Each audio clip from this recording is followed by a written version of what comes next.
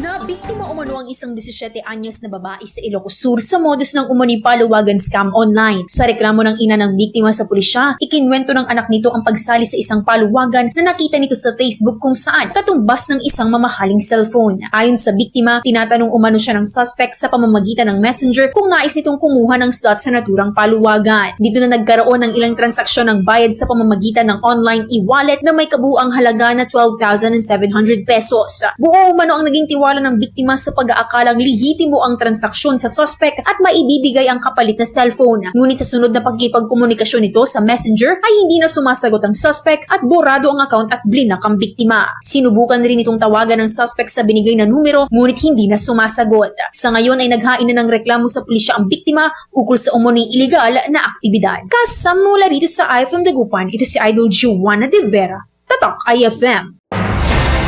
IFM News. IFM News. IFM News.